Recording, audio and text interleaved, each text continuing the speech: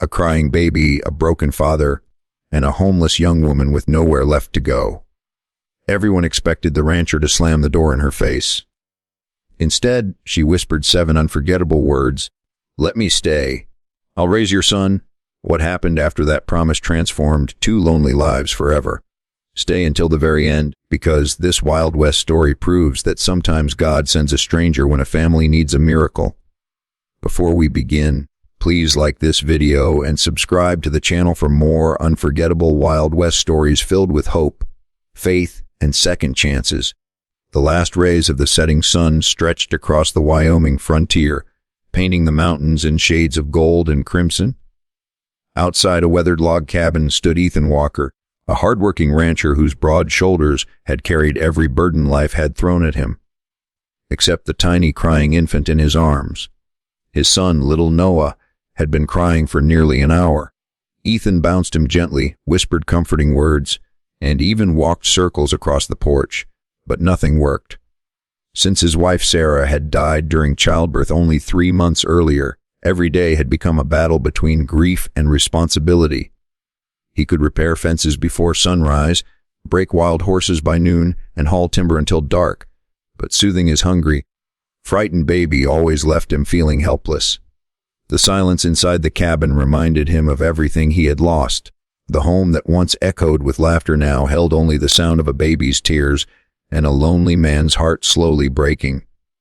As Ethan stood staring toward the distant hills, he noticed someone walking slowly up the dusty trail leading to the ranch. It was a young woman dressed in a faded frontier dress, with a worn red headscarf tied around her dark hair. Dust covered her boots, and exhaustion showed in every step she took. She carried no trunk, no horse, and no possessions beyond a tiny cloth bundle hanging from one shoulder. Hunger had left her cheeks thin, yet there was quiet determination in her eyes. When she reached the gate, she stopped several feet away, not wanting to frighten him. "I'm sorry to bother you," she said softly. "I haven't eaten since yesterday." Ethan tightened his grip on Noah. "I don't have much to spare," he answered honestly. She nodded. "I understand." She turned as though ready to leave, but before taking another step, she glanced back at the crying child. Her face changed completely. "You've been alone with him, haven't you?" Ethan looked surprised. "How could you know?" "The way you're holding him," she replied gently. "You're trying your best, but you're exhausted." For a long moment neither spoke. Then she quietly stepped closer. "I'm not asking for charity." Her voice trembled. "I'm asking for work." Ethan remained silent. She looked directly into his tired eyes and spoke the words that neither of them would ever forget. "Let me stay. I'll raise your son." The wind seemed to stop. "I can cook. I can clean. I can mend clothes. I can milk cows. I can work beside you from sunrise until dark." She swallowed hard before adding, "I don't need wages right now. Just give me a roof and let me care for him." Noah suddenly reached tiny fingers toward her. The young woman hesitated before gently taking the baby into her arms. Almost instantly, the crying stopped. For the first time in days, little Noah rested peacefully against someone's shoulder.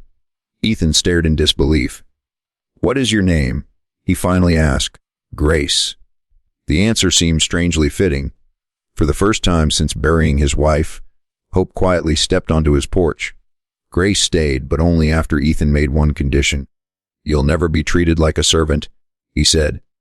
"If you work here, you'll eat at my table." Grace smiled gratefully. "That's more kindness than I've known in years." The next morning, before sunrise, she was already awake. She lit the stove, baked fresh biscuits, cooked warm porridge, and gently rocked little Noah while Ethan headed out to feed the horses. When he returned, the cabin no longer felt cold and empty. The smell of fresh bread filled the air. The floor had been swept, and Noah was sleeping peacefully in a handmade cradle Grace had repaired from old wood stored behind the barn. Day after day, Grace worked without complaint. She washed clothes in the creek, tended the small garden Sarah had once planted, mended Ethan's worn shirts, and sang soft lullabies whenever Noah cried. The little boy soon laughed whenever he saw her. Even the ranch seemed to come alive again. Flowers bloomed around the porch, the barn was spotless, and warm meals waited on the table every evening. One afternoon, Ethan quietly admitted, "I don't remember the last time Noah smiled this much." Grace looked at the little boy playing on a blanket in the yard. "He doesn't need expensive toys," she said softly. "He only needs to know someone is always there." Those words touched Ethan deeply. Soon neighbors began talking. "That stranger is living at Ethan's ranch. People will think she's after his land. You can't trust someone who appears out of nowhere." The gossip spread quickly through the valley. One afternoon, a neighbor rode to the ranch and warned Ethan, "You ought to send her away before folks start talking even more."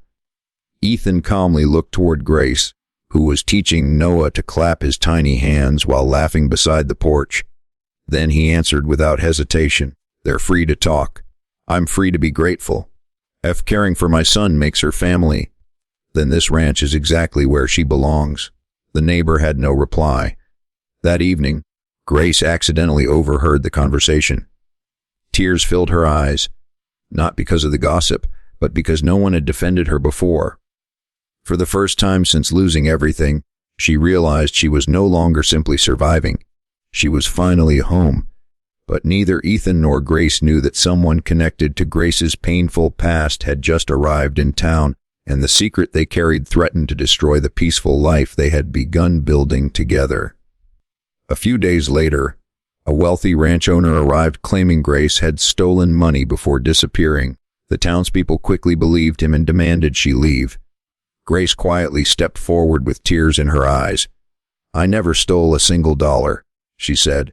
"I left because his foreman tried to force me into marriage. When I refused, they spread lies about me." Before anyone could answer, an elderly housekeeper from that ranch rode into town. She carried an old ledger and a letter proving Grace's innocence. The foreman had confessed before dying, admitting he had framed her out of revenge. The crowd fell silent, ashamed. The same people who had doubted Grace apologized one by one. Ethan walked to her side, took her hand, and spoke firmly. "She came here with nothing but an honest heart. She saved my son, brought peace back into this home, and reminded me how to live again. No one will ever drive her away." Little Noah reached up and wrapped his tiny arms around Grace's neck, calling out the first clear word he had ever spoken. "Ma." Grace burst into tears. Months later, Ethan and Grace were married beneath the old oak tree beside the ranch. Noah laughed as wildflowers covered the valley, and the lonely cabin became the happiest home for miles around. Sometimes the greatest miracle isn't finding someone to rescue you. It's finding someone willing to become family when they had every reason to walk away. If this story touched your heart, please like this video, subscribe to the channel, and share it with someone who believes kindness can change a life forever. See you in the next unforgettable Wild West story.